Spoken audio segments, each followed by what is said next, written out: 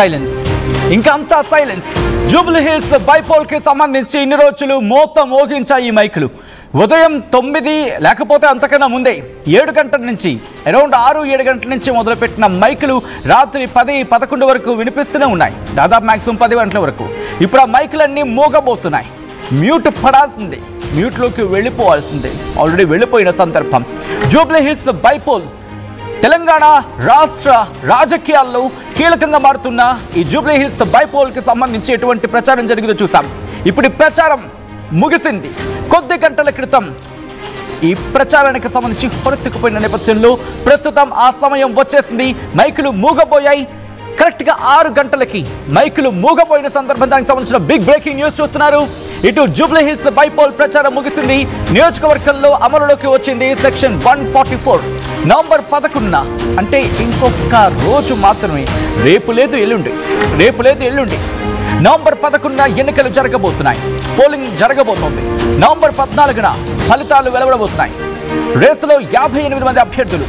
అవును, మీరు విన్నది నేనన్నది అక్షరాల నిజమే.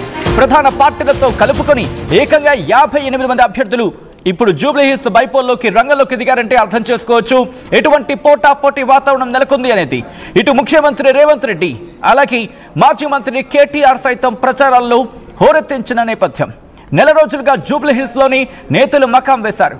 పోలింగ్ ముగిసే వరకు వైన్స్ బంద్ కాబోతున్నాయి.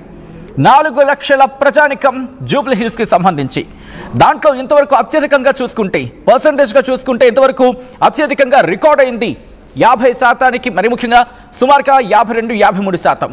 మరి ఈసారి ఆ పోలింగ్ దాటనుందా? జూబ్లీ హిల్స్ ప్రజలు ఎటువంటి తీర్పు ఇవ్వబోతున్నారనే అంశానికి సంబంధించి ఉత్కంఠ నెలకొన్న నేపథ్యంలో ఇటు పోలింగ్కి ఇప్పుడు ఏర్పాట్లు చురుగ్గా ముందుకు వెళ్ళబోతున్నాయి. దీనికి సంబంధించి డీటెయిల్గా మాట్లాడుకునే ప్రయత్నం చేద్దాం. ఇటు కాంగ్రెస్కి సంబంధించి అలాగే బీఆర్ఎస్కి సంబంధించేటువంటి వ్యూహంతో వెళ్తున్నాయి. అలాగే భారతీయ జనతా పార్టీ ఎటువంటి వ్యూహంతో వెళ్తోంది. అప్డేట్స్ అందించేందుకు మా ప్రతినిధులు మధు, శ్రీధర్ లైవ్లో సిద్ధంగా ఉన్నారు.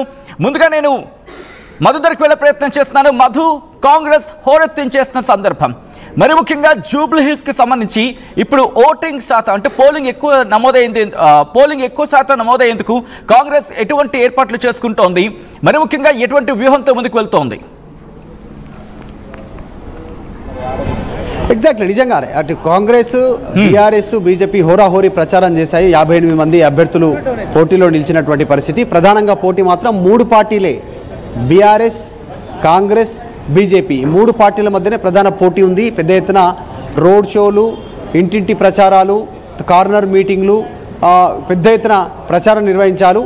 ఇక కాంగ్రెస్ విషయానికి వస్తే డీటెయిల్గా మొదటి నుంచి కూడా కాంగ్రెస్ ఇది ప్రతిష్టాత్మకంగా తీసుకుంది. ఈ సీటుకు సంబంధించినటువంటి విషయంలో ఇంటింటి ప్రచారాలు, డోర్ టు డోర్, తర్వాత రోడ్ షోల ద్వారా పెద్ద ఎత్తున ప్రచారం నిర్వహించింది. ఒకసారి కాంగ్రెస్కి సంబంధించినటువంటి విషయంలో చూస్తే అభివృద్ధి కావాలంటే జూబ్లీ హిల్స్లో కాంగ్రెస్ పార్టీ అభ్యర్థి నవీన్ కుమార్ యాదవ్ని గెలిపించండి, బీసీ నినాదంతో ముందుకు వెళ్తా ఉన్నాం కాబట్టి బీసీ అభ్యర్థిని తెరపైకి తీసుకొచ్చాం, స్థానికుడు అనేటువంటి చెప్పే ప్రయత్నం చేస్తూ ఉంది. చాలామంది పోటీలో ఉన్నప్పటికీ కూడా చాలా ఫిల్టరేషన్ చేసి అందులో నవీన్ యాదవ్ని తెరపైకి తీసుకుంది కాంగ్రెస్ పార్టీ. ఇప్పటికే మంత్రులు, ఎమ్మెల్యేలు, ఎమ్మెల్సీలు, ఇన్ఛార్జీలు అందరిని నియమించి బూత్ స్థాయి నుంచి క్లస్టర్ల వారిగా నియమించి మొత్తం ప్రచారం అప్పచెప్పింది. చాలా హోరాహోరీగా ప్రచారం చేస్తూ ఉంది కాంగ్రెస్. అనేక హామీలు ఇచ్చింది. అసలు ఎన్నికల కోడ్ వచ్చే కంటే ముందుగానే జూబ్లీ హిల్స్ నియోజకవర్గంలో పెద్ద ఎత్తున అభివృద్ధి కార్యక్రమాలకు శంకుస్థాపన చేశారు, హామీలు ఇచ్చారు. ఒకవైపు మైనారిటీలను ఆకట్టుకునే ప్రయత్నం చేశారు. ఇక ఎంఐఎం అయితే బహిరంగంగా కాంగ్రెస్ పార్టీకి మద్దతు తెలిపినటువంటి సిచ్యువేషన్, అదొక ప్లస్ పాయింట్గా భావిస్తూ ఉన్నారు. సో ఈ అంశానికి సంబంధించి ఈ రోజుతో ఎన్నికల ప్రచారం ముగిసింది. సో ప్రజలు సొంతంగా ఆలోచించి వారే నిర్ణయం తీసుకొని ఓటు వేయడానికి అవకాశం కల్పిస్తూ నిర్ణయం తీసుకోవడం జరిగింది. 48 గంటలు మైకులు మోగబోతాయి, ఎక్కడ ప్రచారం చేయొద్దు, ఓటర్లను ప్రలోభ పెట్టొద్దు, వారిని ఎట్టి పరిస్థితుల్లో బలవంత పెట్టొద్దు, వారిని బెదిరింపులకు గురి చేయొద్దు, ఇట్లాంటి దానిపైన ఇప్పటికే ఆదేశాలు ఉన్నాయి. పార్టీ సంబంధించినటువంటి స్థానికేతరులు జూబ్లీ హిల్స్ ఖాళీ చేసి వెళ్ళిపోవాలి. ఇదంతా ఒక ఎత్తు. తర్వాత డైరెక్ట్గా ఈసారి కాంగ్రెస్ పార్టీ అభ్యర్థి విజయం కోసం స్వయంగా ముఖ్యమంత్రి రేవంత్ రెడ్డి గల్లీ గల్లీ, కార్నర్ తెలిసినటువంటి ఇళ్లలో కూడా వెళ్ళి ఆయన డైరెక్ట్గా ఆలింగనం చేసుకొని అభ్యర్థి గెలుపు కోసం కృషి చేశారు. చాలా కీలకంగా ఇది ఒక రెఫరెండంగా ప్రతిపక్షాలు చెప్తూ ఉండడంతో కాంగ్రెస్ కూడా చాలా సీరియస్గా తీసుకుంది. ఈ సీటు జూబ్లీ హిల్స్లో గెలిచేటువంటి సీటుతో కాంగ్రెస్ ప్రతిష్ట పెంచేటువంటి అవకాశం ఉంది. ఒకవేళ ఓడిపోతే మాత్రం 2 ఏళ్ల పాలన బాగలేదు అనేటువంటి ఒక మెసేజ్ డీటెయిల్ గా మాట్లాడుకుందాం. దానికి సంబంధించి మరి ముఖ్యంగా ఇక్కడ క్యాంపెయినర్స్ గురించి మాట్లాడుకుంటే కాంగ్రెస్ పార్టీకి సంబంధించి ఆ డీటెయిల్ గా మాట్లాడుకునే ప్రయత్నం చేద్దాం. బట్ ఒకసారి మీరు హోల్ లోనే ప్రయత్నం చేయండి మధు. నేను భారతీయ జనతా పార్టీకి సంబంధించి వర్షన్ తెలుసుకునే ప్రయత్నం చేద్దాం. ఎందుకంటే స్టార్ క్యాంపెయినర్స్ ని దించింది భారతీయ జనతా పార్టీ. ఏకంగా యూనియన్ మినిస్టర్స్ ని కూడా రంగంలోకి దించిన పరిస్థితి ప్రచారానికి సంబంధించి. ఇటు భారతీయ జనతా పార్టీకి సంబంధించి ఇప్పుడు ఓటింగ్ శాతం నమోదయ్యేందుకు ఎటువంటి ఏర్పాట్లు చేసుకుంటోంది? ఓటింగ్ శాతం నమోదైతే కనుక ఎక్కడొచ్చో వాళ్ళు కలిసి వచ్చే అంశంగా భావిస్తున్న నేపథ్యంలో ఎటువంటి వ్యూహాలు ఉన్నాయి? భారతీయ జనతా పార్టీకి సంబంధించి ఎటువంటి చర్చ ఉంది? మాట్లాడుకునే ప్రయత్నం చేద్దాం. తెలంగాణ హెడ్ క్వార్టర్స్, భారతీయ జనతా పార్టీకి సంబంధించి తెలంగాణ హెడ్ క్వార్టర్స్ నుంచి అప్డేట్స్ అందించేందుకు శ్రీధర్ లైవ్ లో ఉన్నారు. శ్రీధర్కి వెళ్ళే ప్రయత్నం చేస్తాను. శ్రీధర్, సెంట్రల్ మినిస్టర్స్ ని అంటే యూనియన్ మినిస్టర్స్ ని రంగంలోకి దించింది. అలాగే కేంద్ర మంత్రులు కిషన్ రెడ్డి కావచ్చు, బండి సంజయ్ వీళ్ళందరూ కూడా రంగంలోకి దిగి ప్రచారాన్ని హోరెత్తించిన పరిస్థితి. దాదాపుగా ఎంతమంది క్యాంపెయినింగ్ చేసిన పరిస్థితి ఉంది? దాంతోపాటు ఇక్కడ ఎటువంటి ఎక్స్పెక్టేషన్స్ ఉన్నాయి? ఓటింగ్ శాతం పెంచేందుకు భారతీయ జనతా పార్టీ ఎటువంటి వ్యూహంతో ముందుకు వెళ్తోంది ప్రజల్లోకి ఇప్పుడు? సచిన్, పోల్ మేనేజ్మెంట్, ఎందుకంటే ఒకవైపు అటు ఎన్నికల ప్రచారం ముగిసింది కాబట్టి అటు ఓటర్లను పోలింగ్ బూత్కు తరలించాలి. అది కూడా భారతీయ జనతా పార్టీకి ఓటేసేలా కూడా వ్యూహాత్మకంగా ముందుకు వెళ్లేలా బీజేపీ వ్యూహాలు రచిస్తుంది. ఎందుకంటే బీజేపీకి సంబంధించి ఇప్పటికే ఎన్నికల ప్రచారంలో కూడా అన్ని పార్టీల కంటే కూడా కొంత వ్యూహాత్మకంగా ఎన్నికల ప్రచారంలో పాల్గొని ఒక మహాపాదయాత్ర పేరుతో కూడా కార్పొరేట్ బాంబింగ్తో కూడా బీజేపీ కూడా ప్రచారంలో ముందుకు వెళ్ళింది. ఒకేసారి నేతలు 7 డివిజన్లకు సంబంధించి పోలింగ్ బూత్ శక్తి కేంద్రాలు, కొన్ని పోలింగ్ బూత్లను కూడా శక్తి కేంద్రాలుగా మలిచి అక్కడికి సంబంధించి కూడా శక్తి కేంద్రాలు ఏర్పడ్డటువంటి దాంట్లో పాదయాత్రకు ఎప్పటికప్పుడు కూడా నేతలు మహాపాదయాత్ర పేరుతో ఇంటింటికి టచ్ చేశారు. ప్రతి ఇంటికి వెళ్ళాము. అటు కాంగ్రెస్ బీఆర్ఎస్ల మాదిరిగా అటు కేవలం ర్యాలీలు రోడ్ షోలే కాకుండా ఇంటింటికి టచ్ చేశాం కాబట్టి మంచి ఓటింగ్ శాతం పెరగడమే కాదు, బీజేపీ అటు కాంగ్రెస్ బీఆర్ఎస్ మధ్య పోటీ ఉంటుందని చెప్పి కొంత ప్రచారం జరుగుతుంది. అందులో నిజం లేదు. ఈసారి బీజేపీకి ఓటింగ్ పెరగడమే కాకుండా గెలిచేటువంటి అవకాశాలు నేను చెప్తున్నాయి. మరొక పక్క స్టార్ క్యాంపెయిన్లు, ఇందాక మీరు అన్నట్టు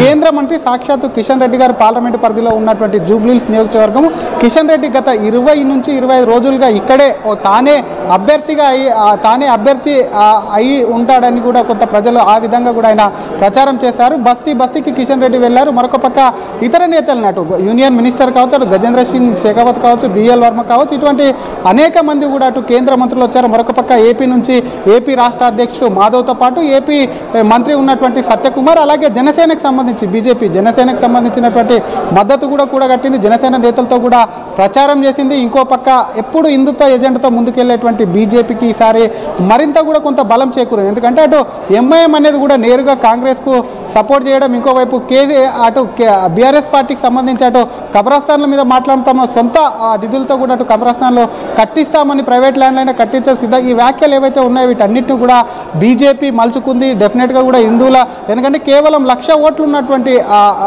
మైనార్టీ ఓట్ల కోసం అటు కాంగ్రెస్ బీఆర్ఎస్ నేతలు తాపత్రయం పడుతుంటే 3 లక్షలు ఉన్నటువంటి హిందువుల ఓట్లు ఏ విధంగా పోలరైజ్ కావాలని చెప్పి కూడా ఓటర్లకు కూడా కొంత సందేశం ఇచ్చింది. అందులో కూడా అటు కేంద్ర మంత్రి బండి సంజయ్ దించారు. హిందుత్వ ఎజెండాతో రాజకీయాలు చేశారు. హిందుత్వ కోసం పోరాడేటువంటి బండి సంజయ్ కూడా పేరుంది కాబట్టి ఆయనకు సంబంధించి కూడా లాస్ట్ 3 డేస్ నుంచి కూడా మార్మోగించారు. ఈ లాస్ట్ 3 డేస్ కిషన్ రెడ్డి కాకుండా ఇతర ఎంపీ ఎమ్మెల్యేలు అందరూ అరవింద్ను మినాయించుకొని మిగతా నేతలంతా కూడా పాల్గొన్నటువంటి సిచ్యువేషన్ ఉంది. కాబట్టి ఇప్పుడు ఎందుకంటే స్థానిక నేతలు ఎవరు కూడా అక్కడ ఉండదు, స్థానికులందరూ కూడా వెళ్ళిపోవాలి. కాబట్టి దానికి సంబంధించి పోల్ మేనేజ్మెంట్, ఎందుకంటే బీజేపీకి సంబంధించి డివిజన్ ప్రెసిడెంట్లు ఉన్నారు, అక్కడ లోకల్ నేతల్ని అటు శక్తి కేంద్రాలు ఒక్కొక్క 5-6 బూతులను కలిపి ఒక శక్తి కేంద్రం వేసింది కాబట్టి లోకల్ నేతల్ని కూడా ఇన్ఛార్జీలుగా పెట్టారు. కాబట్టి అసలు ఉన్నటువంటి నేతల్లో తమకు ఉన్నటువంటి అనుకూలమైన ఓట్లు లాస్ట్ టైం ఎంతైతే 25 నుంచి 26 వేల ఓట్లు కూడా అసెంబ్లీ ఎన్నికల్లో వచ్చాయి. ఆ తర్వాత 65 వేలకు పైగా కూడా పార్లమెంట్ ఎన్నికల్లో వచ్చాయి. కాబట్టి పార్లమెంట్ ఎన్నికల్లో వచ్చినటువంటి ఓటు ఏదైతే ఉందో దానికి ఇంకొంత తోడైతే పార్టీకి సులభంగా ఉంటుంది. ఒకవేళ బీఆర్ఎస్ వర్సెస్ కాంగ్రెస్ ఉంటే ఖచ్చితంగా కూడా సైలెంట్ ఓటింగ్ తమ వైపు ఉంటుందని చెప్పి కూడా బీజేపీ ధీమా వ్యక్తం చేయడమే కాకుండా ఎల్లుండి జరిగేటువంటి పోలింగ్ ఏదైతే ఉందో ఆ పోలింగ్కు ఓటర్లను కూడా సిద్ధం చేయాలి. ఎందుకంటే ప్రచారం చేసేందుకు వీల్లేదు కాబట్టి మిగతా పార్టీల ప్రలోభాలు ఏ విధంగా పెడుతున్నాయి వాటన్నిటి కూడా బయటపెట్టి హిందువులకు సంబంధించి పోలరైజేషన్ కాకుండా న్యూట్రల్ ఓటర్లను కూడా కొంత ఆకర్షించే ఆకర్షించే విధంగా కూడా అభ్యర్థికి సంబంధించి కూడా కొంత బీజేపీ వ్యూహాత్మకంగా ముందుకు అడుగులు వేసింది. కాబట్టి ఈసారి మాత్రం జూబ్లీ హిల్స్కు సంబంధించి అటు కాంగ్రెస్ ఇంకోవైపు బీఆర్ఎస్కు షాక్ తప్పదు. ఎందుకంటే అనేక మంది అంటే ఇంతవరకు హైదరాబాదు కేంద్రంగా ఈ ఎన్నికలు ఉంది, అందరూ జూబ్లీ హిల్స్ అంటేనే అందరి దృష్టి కూడా జూబ్లీ హిల్స్ మీద ఉంటుంది. కాబట్టి బీజేపీకి అక్కడ మంచి ఓటు పట్టు ఉంది. కొంత మైనార్టీలు ఉండడం బీజేపీకే ప్లస్. అంటే మైనార్టీలకు సంబంధించి కూడా హిందువులను ఏకం చేయొచ్చు అని చెప్పి కూడా బీజేపీ అదే నినాదం వెళ్ళింది. కాబట్టి డెఫినెట్గా అక్కడ ఉన్నటువంటి కాంగ్రెస్ అభ్యర్థికి సంబంధించి కొంత ఆయన మీద కొంత రౌడీ షీటర్ అని ఉన్నటువంటి పేరు. కాబట్టి ఇంకోవైపు ఆ బీఆర్ఎస్ అభ్యర్థికి సంబంధించి వాళ్ళ ఫ్యామిలీ గొడవలు ఏవైతే ఉన్నాయో వాటికి సంబంధించి బీఆర్ఎస్ అభ్యర్థి రెండు కుటుంబాల మధ్య ఆ ఫ్యామిలీకి సంబంధించి కూడా వాళ్ళ మధ్యలో కొంత గొడవలు జరుగుతున్నటువంటి